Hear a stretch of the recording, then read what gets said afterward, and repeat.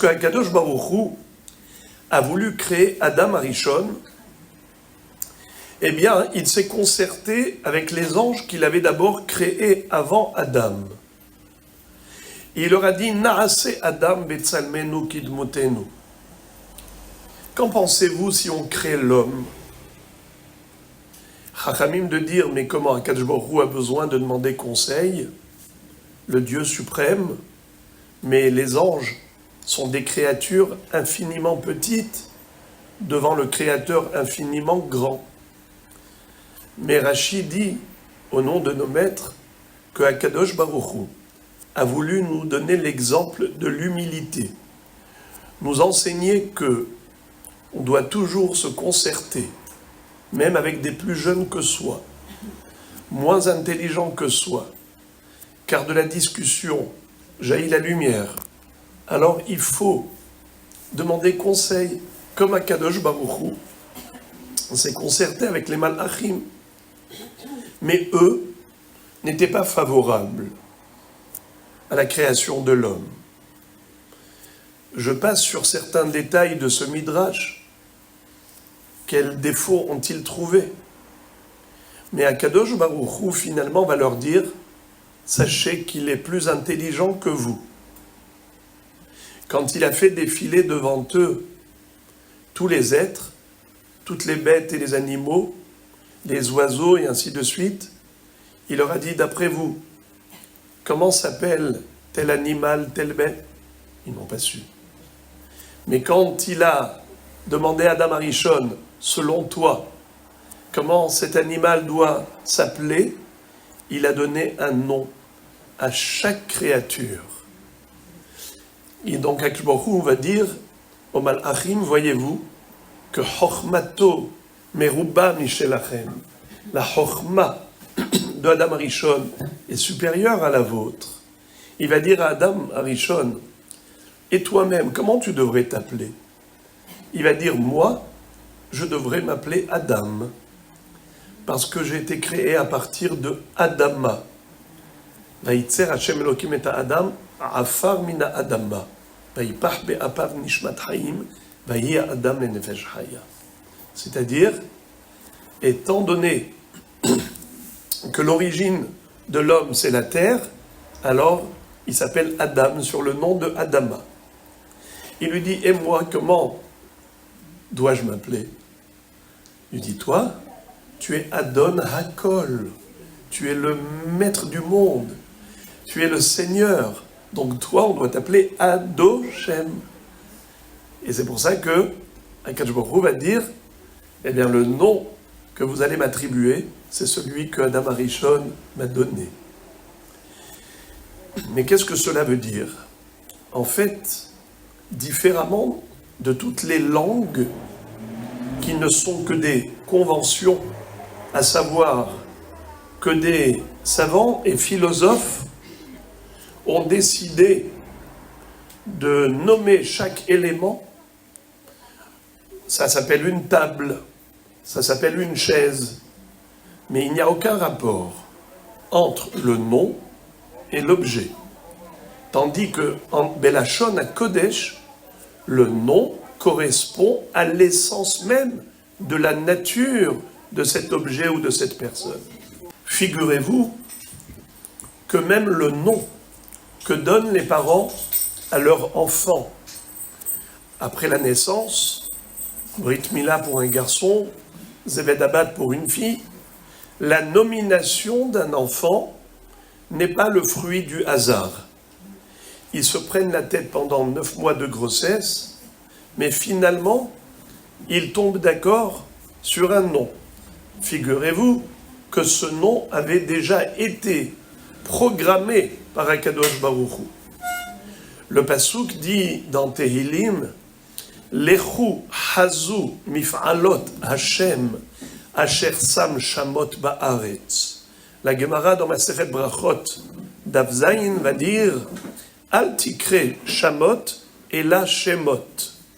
C'est-à-dire que Akadosh Baruch Hu, c'est lui qui donne l'idée aux parents pour savoir quel est le nom à donner à leurs enfants.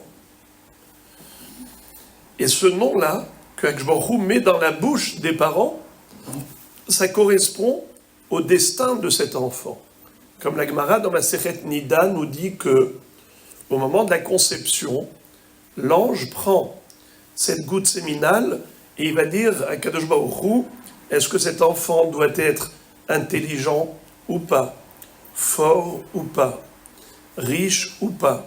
C'est-à-dire que le destin de tout un chacun et chacune est déjà déterminé par Akadosh Baruch Hu, et le nom, entre autres, est lié à son mazal. Donc, Lechu hazu mif'alot Hashem asher sam shamot ba'aretz. Al tikre shamot et la shemot. Shamot, en fait, ça fait allusion au fait que Akadosh Baruch Hu peut changer l'état physique de toutes sortes de régions. Il peut y avoir même des tremblements de terre. Il peut y avoir des choses extraordinaires, des phénomènes naturels retentissants. Ça, ce qu'on voit. Mais en fait, Altikre Shamot et la Shemot. L'origine de tout cela peut se retrouver dans le Shem. La Gemara, dans ce même cadre, va dire que Léa, elle a appelé son fils Réhouven. Pourquoi?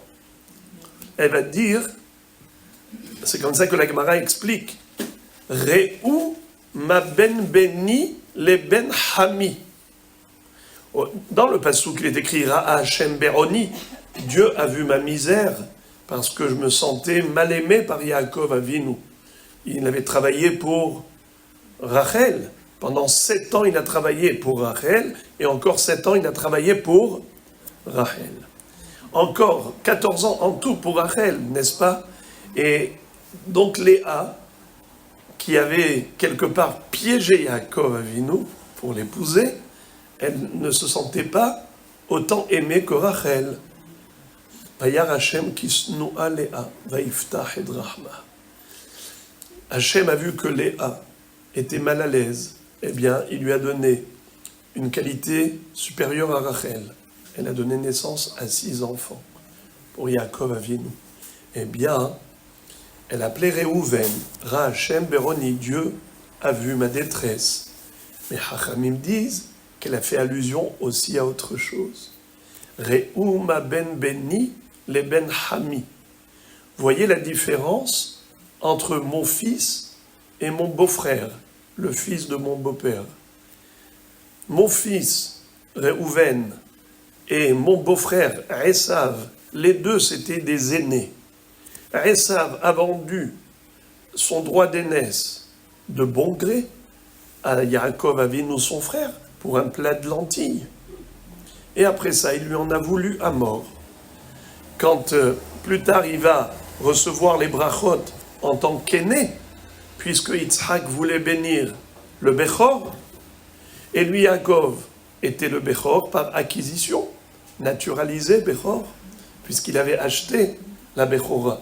Et qu'est-ce que va dire finalement Esav? Achi kara shemo Yaakov, vayakeveni ze paramaim. Ah, maintenant je comprends pourquoi il s'appelle Yaakov. Il m'a rusé 2 fois. Au début, et Bechorati lakach, il m'a pris le droit d'aînesse, Verata lakach gam et bechati, et maintenant il m'a pris aussi les brachot.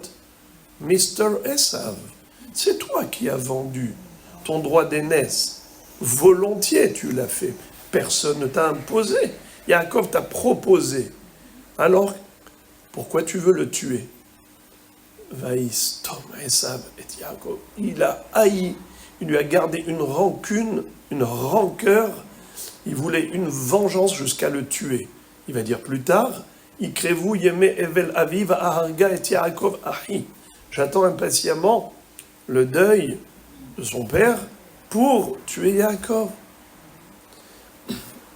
A contrario, Léa va dire, Réhouven, mon fils, n'aura pas un tel comportement. Regardez les midotes en or qu'il a. Lui, il a été privé de son droit d'aînesse. Lorsque Yaakov Avinu a voulu sanctionner Réhouven, parce qu'il y a eu cette histoire avec Bilha, il a voulu imposer à son père d'aller avec Léa, sa mère, plutôt qu'avec Bilha, la servante de Rachel. Plus tard, Yaakov Avinu va lui dire « Tu t'es immiscé dans l'intimité de ton papa, sache que non seulement tu m'as manqué de respect, mais en plus, tu as profané la Shekhinah qui régnait sur ma couche. Car je m'orientais vers l'une des 4 tentes, Rachel, Léa, Bilha, Zilpa, en fonction de la nuée de gloire qui résidait sur la tente. Mais toi, tu ne voyais pas cela. Tu as profané même la Shekhinah. Az hilalta yetsu'ala. Tu perdras 3 couronnes. Tu ne seras plus l'aîné qui a droit à une double part. C'est Yosef qui donnera naissance à Ménaché et Ephraïm qui recevront une double part en Eretz Israël. Yosef a reçu une double part. C'est lui l'aîné, Yosef, l'aîné de Rachel, pas l'aîné de Léa, pas l'aîné de Yaakov. Et la couronne de la Malchut, à qui elle a été donnée? À Yehuda. David Amelech va sortir de Yehuda. Et la couronne de Kehuna, à qui sera-t-elle donnée? À Lévi. C'est Lévi qui va donner naissance au Kohen. Mon fils Réhouven, on l'a privé de ce qui lui revenait de droit. Et il n'en a voulu à personne. Non seulement qu'il n'a pas cherché à se venger de Yosef, au contraire, il lui a sauvé la vie. Lorsque ses frères ont décidé de le tuer, il leur a dit non, juste jetons-le dans le puits. Son intention était de revenir plus tard, le tirer de là pour le ramener chez son père. Alors, voilà la différence. Réhouven, c'est-à-dire que Réhouven, qui était un homme extraordinaire, avec des midotes en or, eh bien, c'était lié à son nom. Réhouben. Pareil, Yehuda, Hapa'a Modeh Hashem, cette force de Hoda'a, qui plus tard, il va dire Tzadka Mimeni, Yehuda Hoda, parce que sa mère elle-même, elle a été Moda à Akadosh Baruch Hu, Hapa'a Modeh Hashem, elle a remercié Dieu, elle a exprimé sa gratitude, sa reconnaissance. Il porte le nom de Yehuda. Et la Gemara dit, Ruth à Moavia a donné naissance à David Amelech. C'est pour ça qu'elle s'appelait Ruth, car la racine du mot Ruth, c'est Revaya, Reshvav, désaltéré, Kossi, Revaya. Mon verre était plein, il m'a désaltéré. Les harvot, comment on dit désaltéré en hébreu? Les harvot. David Amelech a désaltéré Hachem avec toutes les louanges qu'il lui a chantées. Il a composé un livre de Tehillim, 150 psaumes, tellement d'éloges, de louanges, de chants, de cantiques. Je me redis, il y a quelqu'un dans le monde qui a su contempler les merveilles de la création et de me remercier, de me louer, de me glorifier, de sanctifier mon nom. Comme si il disait, David m'a désaltéré. Mais d'où vient David? De Ruth à Moavia. Quelle est la racine du mot Ruth? Nous dit la Gemara. Ruth, melamed sheyatsa mimena David, sherivahu le'akadosh baruch hu, beshirot vetishbachot. Donc, le Reshvav, ça c'est le nom qu'on a trouvé dans la Torah. Mais la Gemara raconte qu'il y avait un Rav, Rabbi Meir Baal Hanes, il était capable de déceler le tempérament d'une personne, d'analyser sa nature par le biais de son nom. Vous connaissez l'histoire, lorsque Rabbi Meir et Rabbi Yossi et Rabbi Yehuda étaient en voyage. C'était vendredi après-midi. Ils arrivent dans une auberge d'un juif aubergiste, mais ils ne savaient pas quoi faire avec leurs objets précieux. Chacun avait sa mallette. Ils ont dit, où est-ce qu'on pourra sécuriser pendant tout le Shabbat cette valise? Alors, Rabbi aussi, Rabbi Yehuda, ont demandé à cet aubergiste, qui avait une apparence qui inspirait confiance a priori, et donc ils lui ont dit, est-ce que tu peux mettre cela en sécurité jusqu'après Shabbat? Bien sûr. Il leur a pris la mallette. Mais Rabbi Meir lui demande, comment t'appelles-tu? Il lui dit, je m'appelle Kidor. Rabbi Meir se souvient du pasouk, Kidor tahpuchot hema banim lo emun bam. C'est une génération versatile des enfants en lesquels on ne peut pas avoir confiance. On ne peut pas leur faire confiance. Alors moi, je ne lui fais pas confiance, il s'est dit, il a été chercher une cachette, il a trouvé le cimetière comme un lieu isolé. Il a creusé un trou dans le cimetière et il a enfoui sa mallette. Ensuite, il est venu se restaurer, passer Shabbat avec ses amis. Vendredi soir, ils ont bien mangé. Le lendemain midi, à table, l'aubergiste, le Baal Habayit, va raconter que dans son rêve de ce vendredi soir, pendant la nuit, il a vu son père lui apparaître et lui dire « Mon cher fils, sache qu'il y a beaucoup d'argent à côté de ma tombe, vas-y, t'en emparer, vas-y. » Rabbi Meir, quand il a entendu cela, il a eu froid au dos. Il lui a dit « Mais est-ce que tu crois que les rêves du vendredi soir ont un sens? C'est n'importe quoi. On mange tellement, et on boit, et en plus l'alcool et le vin, finalement on a des hallucinations, on voit tout et n'importe quoi. Mais en fait, c'est pas du tout réel. Halomot shav yedaberu. Les rêves, c'est n'importe quoi. La Gemara dit que malgré tout, Rabbi Meir, par mesure de sécurité, il est allé, au lieu de faire la sieste, il est parti à côté du cimetière, il rôdait là-bas pour être sûr que qui dort ne change pas d'avis.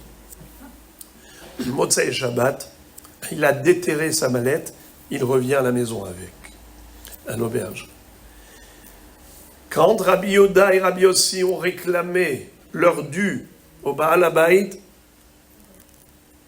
il a faim de ne rien comprendre. Il dit, mais de quoi vous parlez? La valise qu'on t'a remise avant Shabbat. Vous voulez me faire passer pour un voleur ou quoi? Et c'est comme ça qu'ils ont compris, qu'ils sont tombés dans un piège. Et ils voient Rabbi Meir arriver avec sa valise poussiéreuse. Il dit, mais toi, pourquoi tu ne lui as pas remise? Pourquoi tu as pris ces mesures de sécurité? Qu'est-ce qui t'est arrivé? Il dit, mais moi, je lui ai posé la question, comment t'appelles-tu? Et vu son nom, j'ai compris qui il était. C'est un pasouk. Il a dit qu'il s'appelle Kidor. Eh bien, méfiez-vous de l'eau. Kidor. Kidor tahpuchot hema banim lo emun bam. C'est un pasouk. Et on dit, alors pourquoi tu ne nous l'as pas dit? Il dit, parce que je ne peux que soupçonner. Mais je ne peux pas accuser, condamner. Je ne peux pas dire que c'est quelqu'un qui est forcément négatif. Car le libre arbitre existe. Chacun, avec son tempérament, sa nature, doit servir à Kadosh Baruch Hu. On maîtrise sa nature et on canalise ses énergies dans le bon sens. Eh bien, il pouvait aussi, s'il le souhaitait, travailler sur lui-même. Mais il y a grand risque. Ça veut dire que, avec le nom, on peut connaître même le destin. Vous savez, Ramban, Rabbi Moshe ben Nachman, Nachmanide, après Maïmonide, après Rambam, il y avait Rabbi Moshe ben Nachman, un génie, l'un des génies de toutes les générations. Ramban avait un élève qui a très mal tourné. Il s'est carrément retranché du judaïsme. Et malheureusement, il a fait des choses terribles. Et plus tard, quand il a atteint un haut niveau social, il faisait partie des gens qui étaient très proches de la cour royale, en tant que gouverneur de son petit secteur, il a convoqué le Ramban un jour de Kippour. Et devant lui, il a pris un porc. Il a coupé un morceau. Et il l'a trempé dans le beurre. Et il l'a mis dans le feu. Et il a mangé. Et il lui a dit, combien de péchés j'ai commis? Le Ramban lui a dit, non, j'en ai commis plus. Ça, plus ça, plus ça, plus ça. Le Ramban l'a regardé d'un regard foudroyant. Comment il ose se comporter de la sorte. Il lui a dit, vous savez, Rabbi, qui suis-je? Je suis votre ancien élève, Avner. Rappelez-vous, un certain Avner. Le Ramban écarquille grand les yeux. Il le reconnaît, oui. Qu'est-ce qui t'est arrivé? Comment t'en es arrivé là? Il lui a dit, Rabbi, c'est à cause de vous. Comment à cause de moi? Il dit, parce qu'un jour, vous avez dit que dans la paracha de Ha'azinu se trouve mentionné de manière allusive le destin de tout un chacun et l'histoire du monde tout entière. Comment dans une petite paracha ça peut exister? Voilà, moi je m'appelle Avner, trouvez-moi là-dedans. Il n'a fallu au Ramban que quelques secondes de réflexion pour lui dire, regarde ces quatre mots. Amarti af ehem ashbita me enosh zichram. Compte la troisième lettre de ces quatre mots. Af ehem, Aleph. Ashbita, troisième lettre, Bet. Me enosh, troisième lettre, Nun. Zichram, troisième lettre, Resh. Ce passouk dit, je vais effacer leur souvenir de la planète Terre. Il lui a dit, sache que c'est cela qui va t'arriver. Toi, Ashbita Menosh Zichra, cet élève, cet ancien élève, a été secoué au plus profond de son âme. Il lui a dit, jamais je n'aurais cru que la Torah est tellement véridique et que tout est dedans. Maintenant, j'ai de tels remords, de tels regrets, que je voudrais moi-même m'infliger ce sort. Il a pris une barque, il a pris le large, et lui-même s'est éloigné jusqu'à disparaître. C'est-à-dire que le nom dit tout de la personne, de la chose. Dans le Sefer HaYetzira, on a dit tout à l'heure que Ba'asara Amarot Nivra Ha'olam. Le monde a été créé par 10 paroles créatrices. Akadosh Baruch Hu a nommé chaque chose. Il a dit que ce soit ainsi, et voilà ce qui s'est produit. Bidvar Hashem, Shamayim Na'asu, Uberuach Piv, Kol Tsevaam. Avec la parole divine, le firmament s'est réalisé, s'est créé, et avec le souffle de sa bouche, tout le contenu de toutes les galaxies, tout a été réalisé. Ça veut dire quoi? Que le nom, c'est ce qui a créé, avec le nom, que Akadosh Baruch Hu a créé, le Sefer HaYetzira, qui veut dire le livre de la création. Certains attribuent sa rédaction à Avraham Avinu, que c'est Avraham Avinu qui a écrit le livre de Sefer HaYetzira. D'autres disent que c'est Rabbi Akiva. En tout cas, il explique la notion des lettres. Il parle de 32 netivot, les 32 chemins du monde. Il y a 22 lettres de l'alphabet hébraïque et les 10 séphirotes. Eh bien, chaque lettre, elle a un nom. C'est-à-dire, comment on la lit. Chaque lettre a une forme, chaque lettre a une valeur numérique. Il y a des dimensions dans la lettre. Et quand on va donner un nom à quelqu'un, une personne, eh bien, quand on donne le nom, on lui donne les forces des énergies qui sont contenues dans ces lettres. Il y a des Mefarshim qui disent que pourquoi Noach a échappé au déluge, c'est écrit clairement dans la Torah. Ve Noach matzahen be'ene Adonai. N'est-ce pas? Et Noach a trouvé grâce aux yeux d'Hachem. Alors ils disent, vous savez pourquoi il a trouvé grâce aux yeux d'Hachem? Parce que les lettres de Noach, à l'envers, c'est Hen, le charme, la grâce. Il a été gratifié, gracié, parce que, justement, il s'appelait Noach, le Hen. A contrario, le fils de Yehuda, qui était marié avec Tamar, il s'appelait Er. Malheureusement, ne voulant pas que Tamar tombe enceinte pour pas qu'elle perde de sa beauté, eh bien, figurez-vous qu'ils expliquent que Er a été tué par Akadosh Baruch Hu, c'est-à-dire qu'il est mort prématurément. Sa femme Tamar devait faire Yiboum, la mitzvah du Lévira, avec son frère Onan. C'est-à-dire Onan, le deuxième fils de Yehuda. Et ensuite, finalement, quand Onan également a recommencé les mêmes erreurs que Er, lui aussi est mort prématurément. Finalement, Tamar a été avec Yehuda.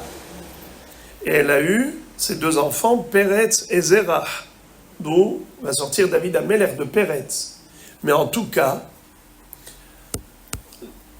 Er, à l'envers, c'est Ra.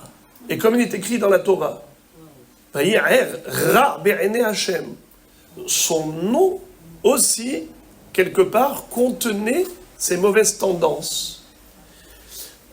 Alors, qu'est-ce que c'est que le changement de nom? Lorsque quelqu'un qui est malade et à qui on change le nom pour améliorer sa situation. La Gemara dit Arba'a devarim mekare'in gzar dino shel adam. Il y a 4 éléments qui peuvent changer le destin d'un homme, annuler les mauvais décrets qui planent sur lui.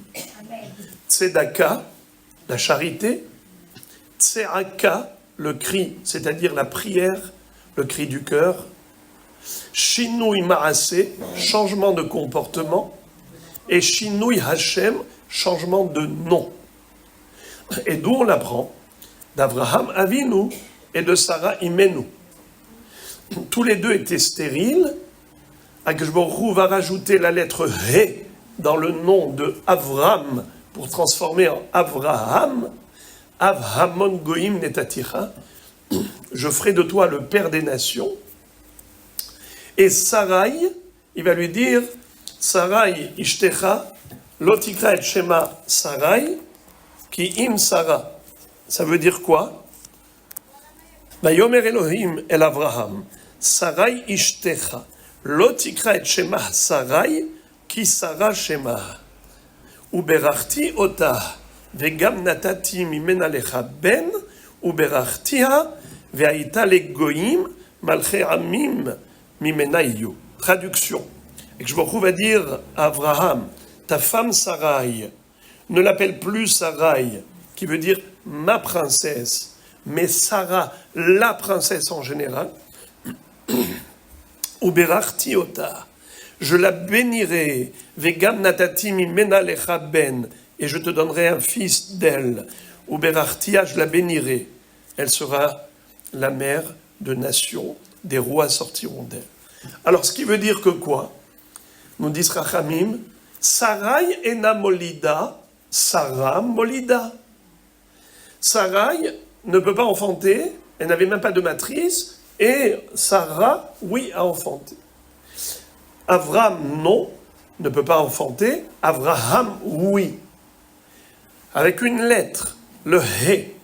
Vous savez, Haramim nous disent dans Masechet Menachot que Akadosh Baruch Hu, avec 2 lettres, il a créé les 2 mondes. Le Olam Haba avec la lettre Yud et le Olam Hazé avec la lettre He. Pourquoi le Yud pour Olam Haba et le He pour le Olam Hazé? Ki beyah Hashem tsur olamim. Ki beyah Hashem tsur olamim. Avec le Yud et le He, Hashem il a créé olamim, les 2 mondes. Le Olam Haba avec la lettre Yud, car c'est la plus petite lettre de l'alphabet. Pour dire que dans le Olam Haba, les tzadikim sont peu nombreux. C'est pour ça que le Yud est la plus petite lettre. Combien de juifs y a-t-il dans le monde par rapport à la masse mondiale? Il y a presque 10 milliards d'êtres humains. Combien de Ram Israël? Vers 0,01 par rapport à la population mondiale. Donc combien de gens méritent le Olam Haba? Kol Israël, Yeshlem Helek le Olam Haba. Mais par rapport à l'ensemble de l'humanité, Yud, c'est la plus petite lettre de l'alphabet, on est minoritaire. Et également, le Olam Hazé a été créé avec la lettre He. Pourquoi la lettre He? Chachamim de dire, dans le He, c'est quoi la forme de la lettre? Il y a 3 barres, mais il n'y a pas de socle. Tout est ouvert en dessous. Comme pour dire, celui qui veut sortir du monde d'Akadosh Baruch Hu, qui veut sortir du Hé, il le peut.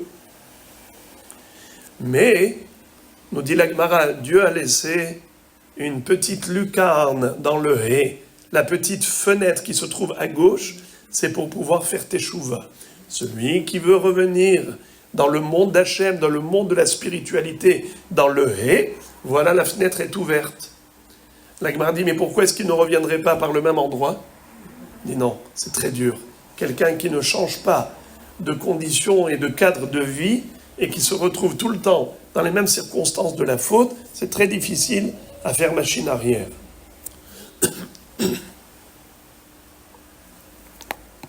C'est la raison pour laquelle la lettre Het, à contrario, la lettre Het, elle est complètement fermée. C'est comme un Hé, mais il n'y a pas de petite fenêtre. Ça, c'est le monde du Het, de la faute. Dans la faute, c'est sans retour.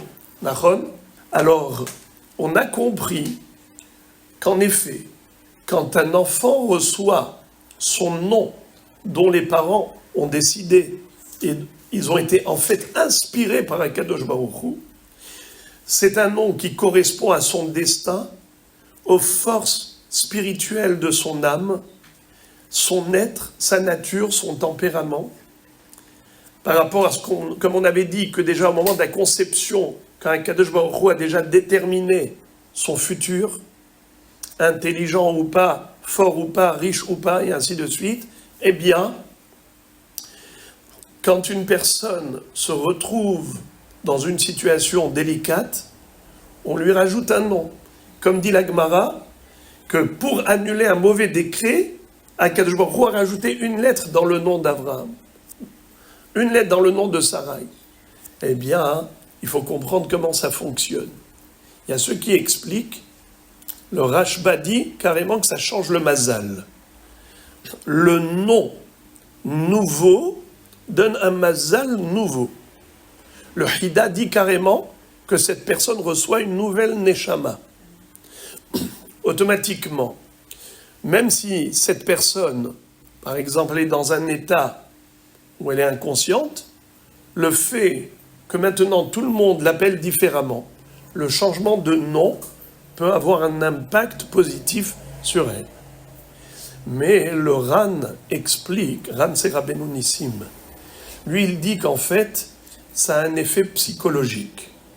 C'est-à-dire qu'une personne, en faisant teshuva, elle mérite un changement de destin, l'annulation de tous les mauvais décrets et toutes les épées de Damoclès qui planaient sur elle. Mais pour conforter ce sentiment de changement de comportement, on préconise aussi changement de nom. Comme le Rambam lui-même dit, un Baal Teshuva doit changer de nom. Comme pour dire, je me suis totalement métamorphosé. Si hier je me comportais mal, aujourd'hui j'en ai tellement regretté.